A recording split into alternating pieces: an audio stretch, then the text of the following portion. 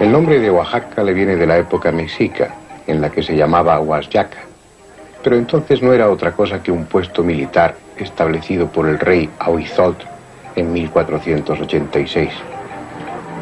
Y puesto militar siguió siendo en los primeros años de la conquista, hasta que en 1528 se hizo reparto de solares y llegaron frailes dominicos para levantar templos. Poco a poco, la que ya se llamaba Villa de Antequera fue tomando cuerpo y hechuras de ciudad, descrita por sus primeros cronistas como de calles iguales, desahogadas y tiradas a cordel, lindas casas y una plaza principal con sus portales. Españoles, criollos y mestizos la hicieron más y más grande. Del valle llegó lana y cuero para sus fábricas.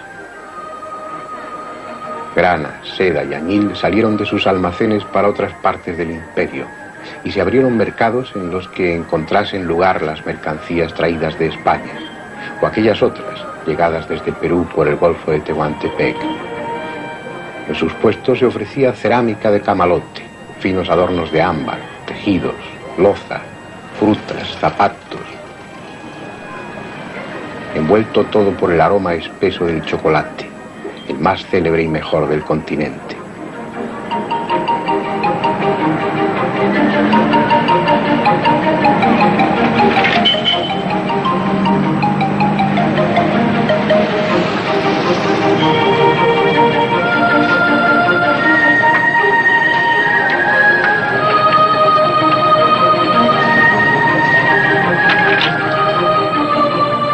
Oaxaca, que ese fue y sigue siendo su verdadero nombre, se extendió prolongando sus calles rectas, pero sin perder aquel ambiente que le dio la mezcla de gentes y culturas. Sus mercados son los mismos que antes eran, como son los mismos sus puestos de comida, y es el mismo ese olor hecho de 1000 olores diferentes.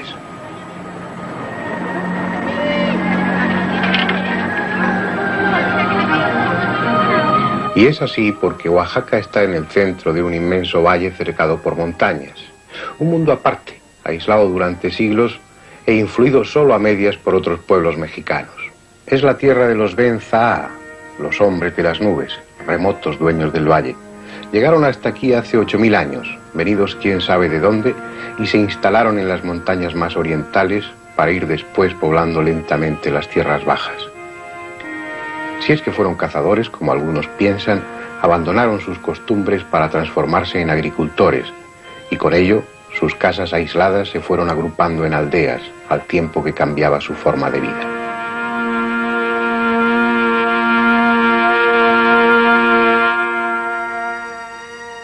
Porque en Mesoamérica, como en cualquier otra parte del mundo, fue el paso de una sociedad nómada, de cazadores, a una sociedad de agricultores estable, la que permitió que se desarrollase una cultura, que se iniciasen obras comunales, sociales, que apareciese un comercio, una industria, que apareciese el arte. Y esas gentes recién llegadas al valle de Oaxaca aprovecharon el tiempo para tejer sus vestidos, para modelar su cerámica y desarrollar una industria de magnetita con la que fabricaban espejos, y de obsidiana, ese vidrio volcánico que tan importante fue en toda América. Pero ese tiempo libre también les sirvió para desarrollar una locura cuyo germen llevaban dentro, la locura sagrada. Igual que los egipcios, asirios, caldeos, mayas, mochicas, ellos se enfermaron de esa locura que lleva a acometer obras disparatadas y colosales en honor de los dioses. Y enfermos de esa misma locura, los hombres de Oaxaca levantaron un monumento a la tenacidad, algo que aún hoy produce asombro: Monte Albán.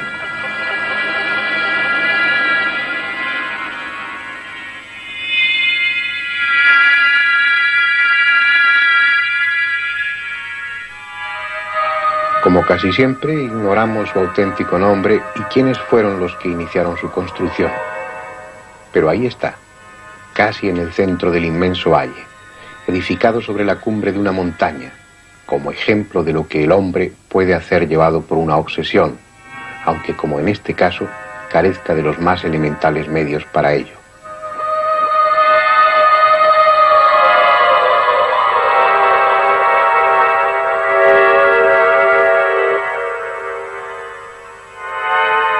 Sin animales de carga, sin metales, sin otros recursos que el ingenio, mazos de piedra y cinceles de pedernal, aquella gente de origen y nombre desconocidos emprendió 1000 años antes de Cristo la ingente tarea de aplanar la cumbre del monte para edificar sus santuarios.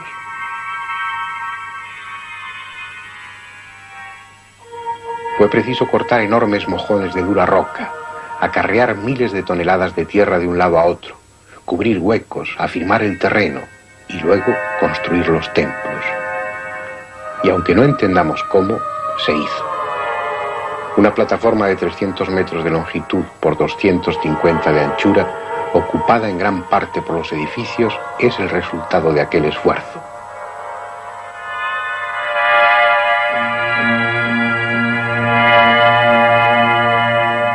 Orientados hacia los 4 puntos cardinales y ordenados en un eje norte-sur, se agrupan basamentos piramidales, plataformas ceremoniales, patios hundidos.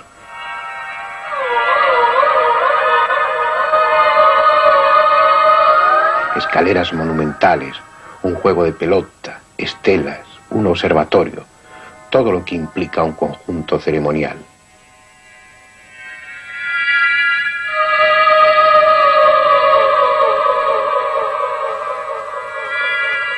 Es un lugar sagrado, reconocido como tal y como tal utilizado generación tras generación a lo largo de más de 2000 años.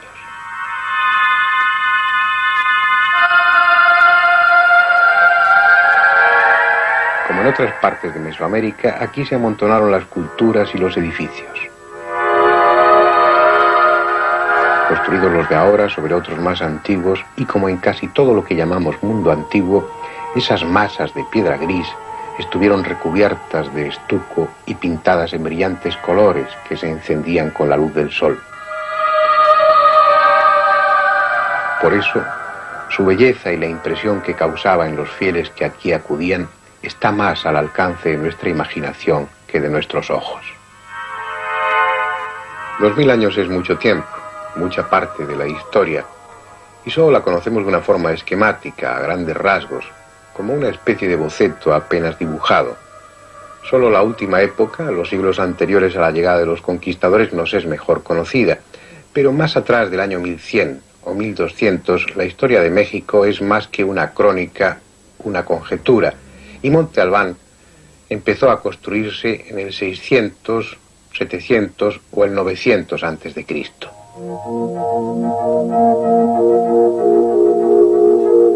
A pesar de todo, los arqueólogos, basándose en el estilo arquitectónico, los ornamentos o la cerámica encontrada en las tumbas, dividen la historia de Monte Albán en 5 periodos o épocas. Al principio de ellas parece clara la influencia olmeca, la cultura de las cabezas colosales y de los hombres jaguar, que llegó hasta aquí desde el norte. Más tarde llegó la influencia de Teotihuacán, la colosal metrópoli de la región central, aquella que impresionó a los aztecas hasta el punto de considerarla el lugar donde los hombres se convierten en dioses.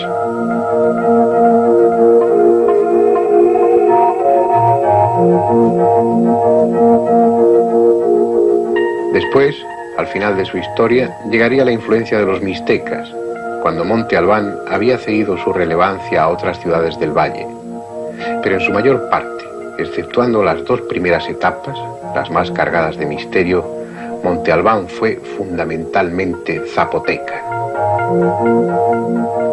La falta de documentos escritos, de datos rigurosos, nos obliga con frecuencia a repetir lo que los aztecas, la cultura dominante cuando llegaron los españoles, decían a propósito de las culturas que les precedieron.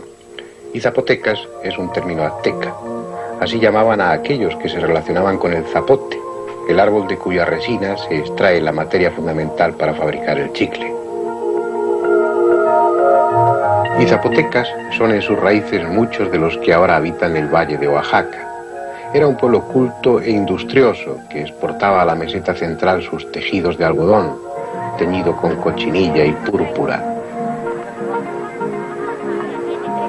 Los hombres solían afeitarse la cabeza, excepto un largo mechón que dejaban crecer sobre una de las sienes, como hicieron los egipcios. Los cronistas españoles se refieren a su distinguido porte y a sus ricos vestidos, unos mantos que les llegaban hasta los pies y que estaban cubiertos de bordados. Y por saber más de los zapotecas que de los primeros que habitaron en el valle, es a través de ellos como podemos imaginar cómo fue la vida religiosa, los ritos en Monte Albán, deducir, por ejemplo, cómo era la vida del máximo responsable de la ciudad sagrada, el sumo sacerdote.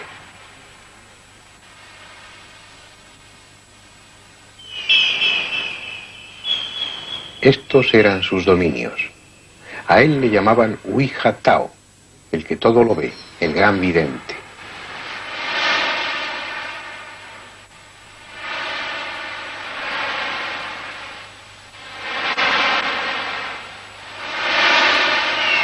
Su voz era la voz de los dioses, porque él era el único que tenía directo contacto con ellos, el único que conocía su voluntad y sus designios.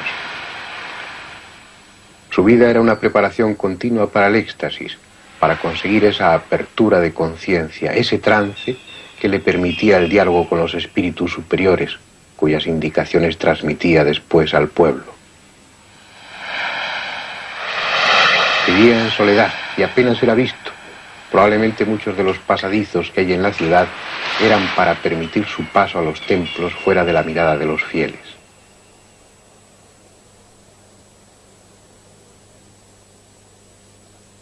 Este fue casi con toda seguridad su palacio, al que ni siquiera el rey tenía libre acceso. Ayunando, meditando, tremendamente solo, el Huijatao pasaba su vida pendiente de los sublimes momentos en que el tiempo y el espacio se quebraban para que ellos, los dioses, le desvelaran sus secretos. Eran otros los sacerdotes que se encargaban de las ceremonias. Pero esa soledad y el forzado celibato en el que vivía en este palacio se interrumpía en determinadas fechas con la llegada de una joven, hija de algún cacique. Y el Huijatao tenía su noche de amor para engendrar al que luego habría de sucederle. Solo los destruidos aposentos que se abrían al patio interior saben los sentimientos de aquellos hombres especiales y si esas noches de amor fueron después dulce recuerdo o fuente de amargura.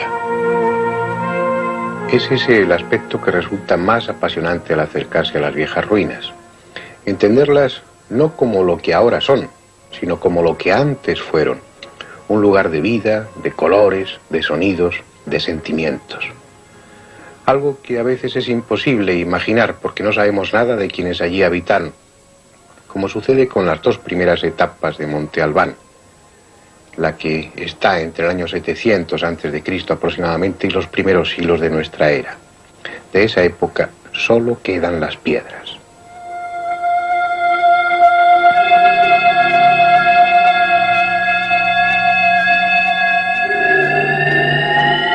Al construir los nuevos edificios sobre los anteriores, estos pueden ser parcialmente estudiados.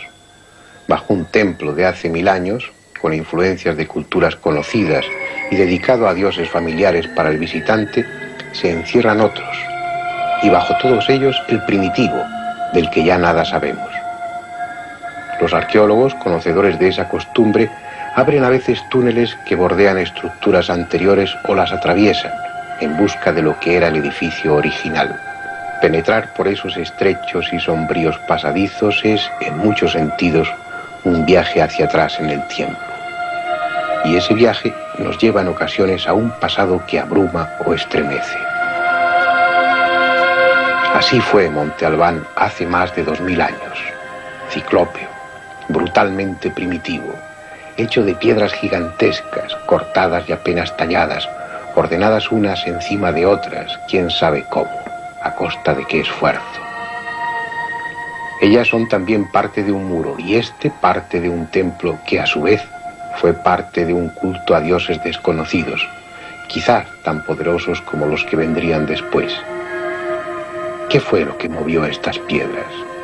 ¿Qué clase de fe llevó a aquellas gentes del primitivo Monte Albán a edificar aquí su megalítico templo? Habría que preguntarles a ellos, a los primeros que habitaron Monte Albán, y lo haremos, porque aún permanecen allí, aunque sepamos que no darán respuesta.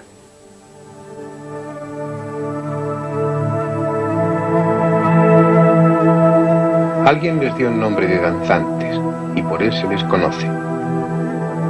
Sin embargo, nadie sabe quiénes son ni a qué obedecen sus extrañas posturas.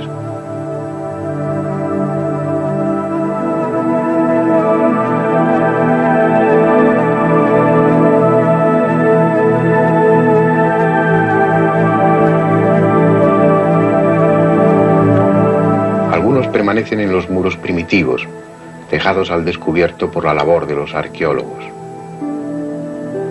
Otros fueron utilizados en épocas posteriores como vulgares piedras para construir los nuevos templos.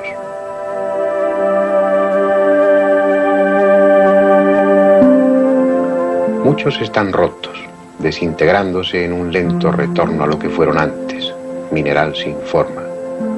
Pero una gran parte están agrupados, apoyados contra un muro, como una extraña galería de seres absurdos o deformes. Son el mayor misterio de Monte Albán y tal vez de todo México. De pie, sentados, tumbados, presos de un desconocido frenesí, estáticos, arrodillados, todos diferentes y todos enigmáticos. Es cierto que algunos parecen danzar, pero otros más bien nadan, y hay muchos que aparecen abandonados de sí mismos, indolentes, como ajenos a su propio cuerpo. Todos ellos tienen un aire tosco, primitivo, con el cuello corto o la cabeza unida directamente al tronco. Y aparecen desnudos, salvo el somero tocado de la cabeza, pendientes redondos y algunos collares. Los hay jóvenes y los hay viejos, con barba y la espalda a veces jorobada, pero un par de elementos se repiten en la mayoría de ellos. Uno son los ojos, elípticos y con una hendidura que sugiere claramente que los tienen cerrados. El otro elemento frecuentemente representado es el sexo, pero no como tal, sino como un círculo en torno al cual hay a modo de volutas, de medusas, de raras eflorescencias sin forma definida. Para algunos es evidente que se trata de sacerdotes castrados, idea que se refuerza con el testimonio de los cronistas españoles, que relataron cómo los zapotecas montañeses, aún en tiempos de la conquista, castraban a los niños que iban a ser dedicados al sacerdocio. Podría ser esa la explicación, pero sobrarían esos ornamentos que sustituyen al miembro viril.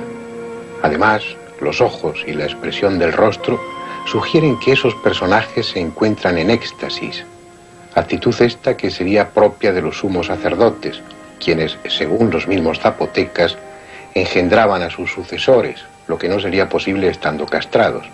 Para otros no existe tal éxtasis, y se trata de la representación de muertos, de antepasados reales o míticos que flotan ingrávidos o adoptan diversas posturas.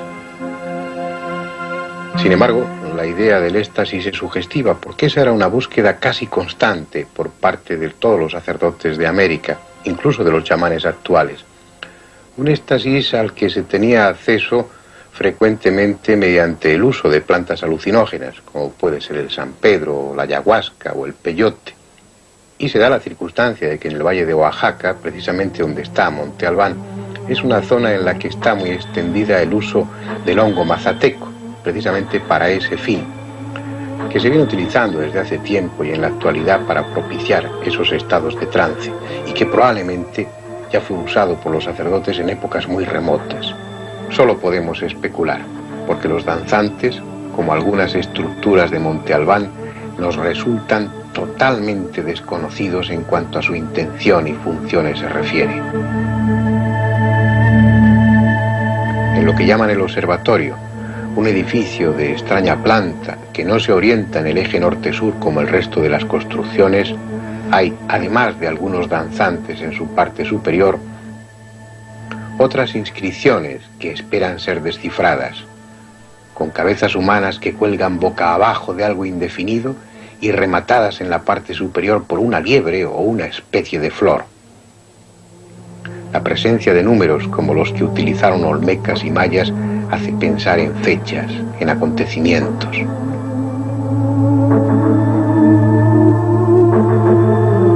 Esa influencia olmeca parece clara en la boca casi felina de algunos danzantes, y también parece evidente en la forma de expresar los números, con barras y puntos. Pero todo eso complica aún más la cuestión.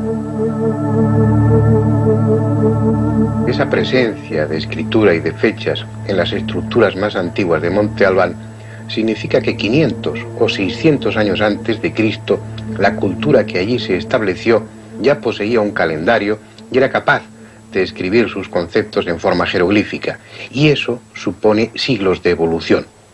Por eso, Monte Albán es probablemente el testimonio de la cultura más antigua de Mesoamérica, una cultura que ya era madura hace 3000 años. Un lugar mítico al que, aún después de abandonado por sus habitantes, traían los zapotecas y mixtecas a sus muertos importantes para ser enterrados. Uno de esos lugares mágicos que los sacerdotes antiguos eligieron para mejor ponerse en contacto con los dioses. Un enclave místico, como tantos otros en el mundo, donde cruzar la barrera que separa al hombre común de lo trascendente. Y aunque ya no estén los viejos hierofantes, los poseedores del conocimiento, Monte Albán sigue ahí, conservando su fuerza, esperando a que el hombre recupere su cordura y vuelva para reanudar ese diálogo con el Dios que lleva dentro.